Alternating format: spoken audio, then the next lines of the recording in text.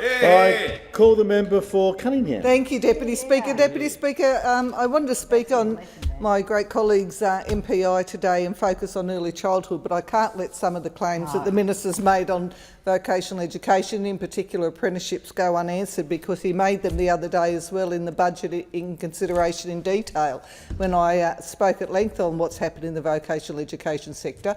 The minister fails to identify that the changes that the Labor government made were not to apprenticeships, they were to traineeships, and they were because the fast food industry was enrolling every young person they employed as a trainee, which is not the intention of the scheme, and I'm sure the minister and those opposite would have looked very closely at that themselves if they'd been in government and the scheme was being used in that way at the same time.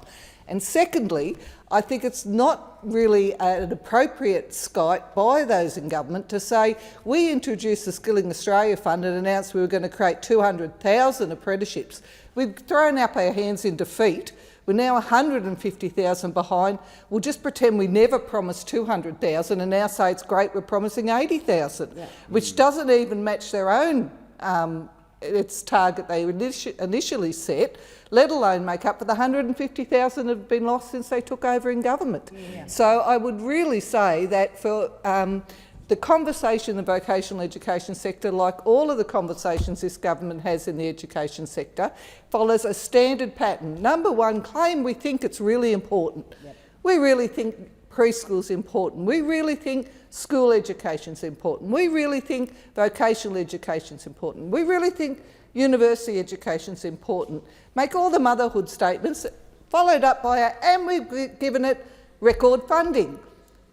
What's the basis for that? Generally natural growth. There's no actual program of reform and additional investment by the government in the education sectors that actually show they're prioritising this in the decisions that they make and the budgets that they bring down. And in particular, I want to talk about the early childhood sector today, because we do know, the evidence is there, that investing funding into children before they start at formal school through a preschool program makes a significant difference to how well they perform over the whole lifetime of their education and therefore their opportunity to get employment, indeed to start the new businesses of innovation that will drive our economy into the future.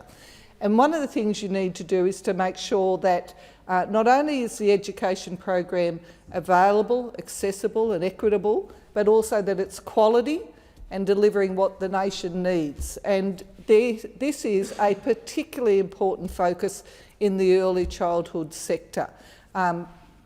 Only the other week, I think the first week of September, we had Early Learning Matters Week, and I was very pleased to be able to visit the Care Review Children's Early Education Centre in my electorate on Early Educators Day, and can I give a big shout out to the wonderful teachers that work in our early education sector as well.